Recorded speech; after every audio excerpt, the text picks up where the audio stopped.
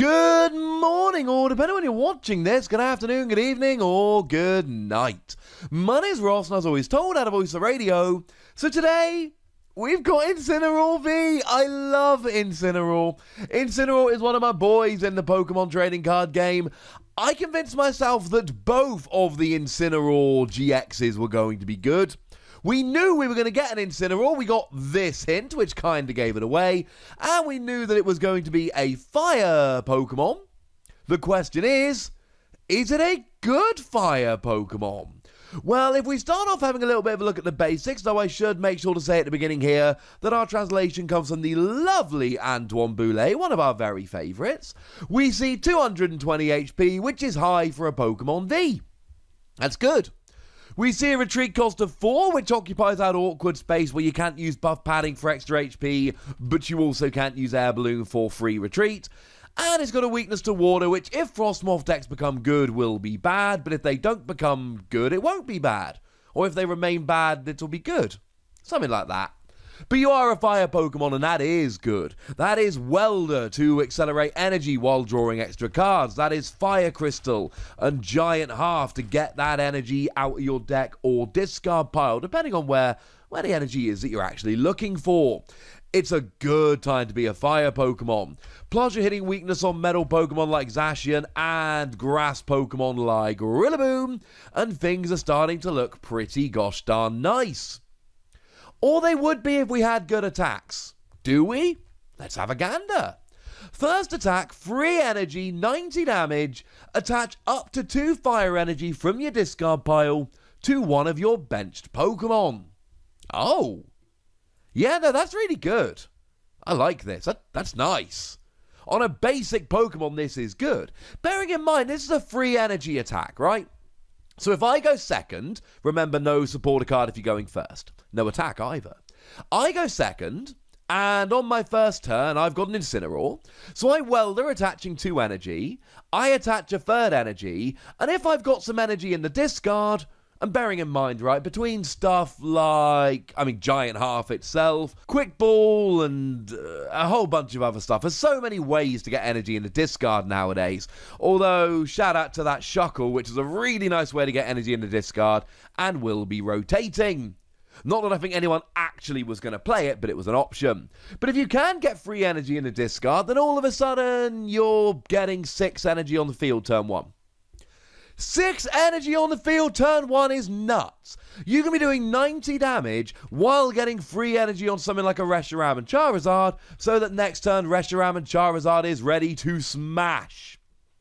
Tell me that doesn't sound good. This is actually extremely reminiscent for me of the Arcanine from Unbroken Bonds. Now, the Arcanine from Unbroken Bonds for free energy, although they all had to be fire, there was no colorless, did 120 damage and attached 2 fire energy from your discard to one of your bench Pokemon. So the difference here is you're doing an extra 30 damage, but you're a stage 1 Pokemon. And I honestly think that makes a gigantic difference.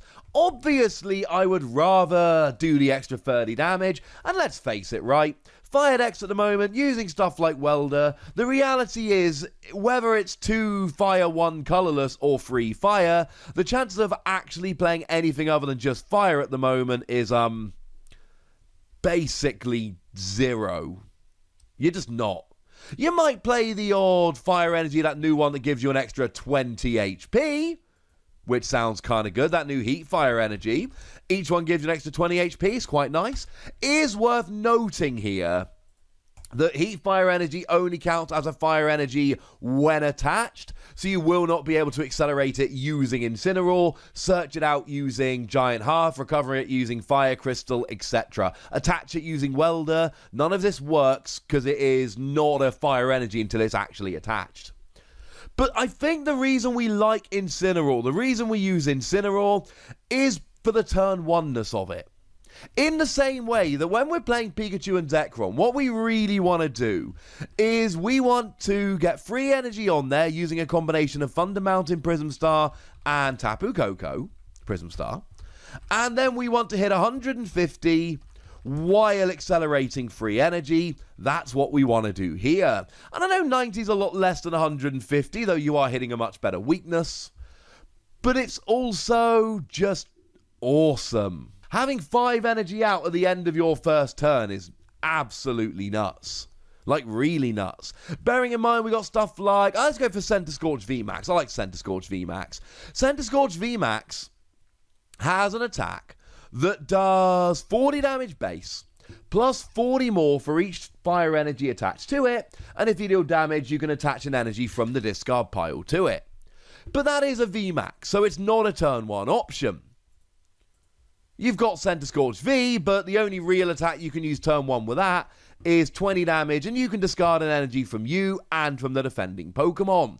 It's not great turn 1. This is great turn 1. And yeah, fine, you welded onto Incineroar rather than onto Center Scorch. But the thing is, you essentially welded onto Center Scorch when you used Incineroar's attack. I don't know if this is going to be good, even remotely viable in the mid to late game. I think by the time you get to the mid to late game, we can go, look, 90 damage isn't enough, and we've got Welder, and we're probably rolling at this stage. Sorry, mate, we've actually got this. We don't need you anymore. But in the early game, going second, playing a Welder, and using this to get more energy on the field, yes. And fine, maybe your opponent is able to go and get a KO on it. But if they're not... And then we get to the second attack. 4 energy, 220, and you do 30 to yourself. Now, doing the 30 to yourself, I'll be honest, is not terribly ideal, but it's not the end of the world. 220 damage is good. And the thing is, we can put this side by side with Reshiram and Charizard, and the lovely Talonite X over on Twitter put this really nicely. Why am I using Reshiram and Charizard when this exists? It's only the 10 damage difference. Yeah. Now, admittedly, Reshiram and Charizard can't use it next turn, whereas Incineroar does 30 to itself. There's much of a muchness. I'm not going to get too upset about the differences there. But the fact of the matter is, you are literally doing 10 damage less, and you're a 2-prize Pokemon rather than a 3-prize Pokemon. The thing is, I've been saying for a little while that 230, it's not that relevant of a number right now. Now, to be fair, there is actually a big difference with a 10 damage here. 230 with a Vitality Band will get a 1-hit KO on Pikachu and Zekrom.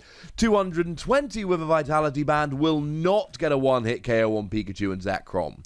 Now, to be fair, people are not playing Vitality Band and he's Fired X anyway at the moment, but I do think that that is a relevant number that will make a difference. The biggest thing here is that Zacian's got 220, but then again, because you're hitting for weakness anyway, nobody cares. I suppose if they've got a weakness guard energy on, that will make a difference.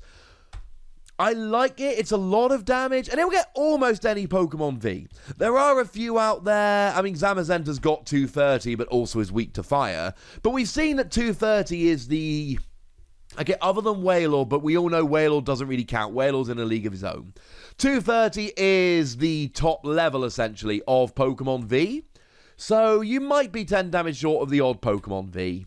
You're not getting VMAXs, you're not getting GXs, though you will 2-hit KO anything, and you're basically getting any single prize Pokemon and any Pokemon V. I like it more than I like Reshiram and Charizard for the second attack. And I like being able to accelerate energy. If we look at Firebox decks at the moment, Reshiram and Charizard is really not at the heart of them anymore. They're playing stuff like Victini, they're playing stuff like Ninetales. Honestly, what a lot of them are doing right now is they're playing a variety of fire Pokemon to essentially set themselves up for whatever they need. But another thing I'm thinking here is, let's say I'm playing a Center Scorch V Max deck. They give up 3 prizes. Now, what I would traditionally try and do is use Volcanion for early game energy. Why not use this for early game energy, and it doesn't matter that much if you go second, and I'm getting damage on the board as well. Because here's my thinking. If they knock out Incineroar, they've still got to knock out 2 Center Scorch V Maxes in order to win the game. If they knock out a Center Scorch before it V Maxes, they've still got to knock out Incineroar and a V Max to win.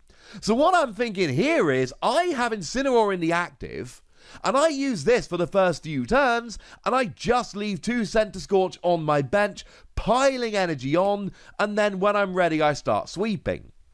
And if I've only got 2 Center Scorch on my bench, it really does not matter if my opponent KOs Incineroar, they don't get any closer to winning the game, and if I'm done accelerating energy, I can start hitting for 220. I think sometimes it's easy to look at Incineroar and go, look, gives up 2 prizes, 220 is fine, 19 accelerating free energy is quite good, but I don't know when I'm going to use it. But I look at this and I go, look, alright, here's the thing. If I use this as an early game Pokemon in a VMAX deck, I can literally give it up without going behind in the game, because my opponent's still got a KO2 to win, and now all of a sudden things are looking way, way better. I like Incineroar. I'm giving it between 3 and 4 Wossies. We don't give half Wossies. That would be barbaric. I like it. I'm a fan, but I'd like to know what you think. And let's face it, I totally overhyped both of the Incineroar GXs due to my love of Incineroar, so let's just say I am not without precedent here.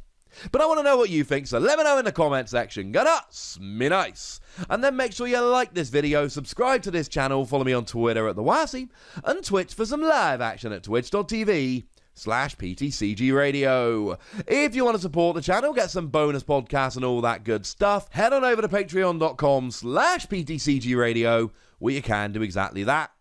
But by far the most important thing, as always, look after yourselves till next time, would ya? Thank you very much for watching. My name's Ross, and you've been watching PTCG Radio.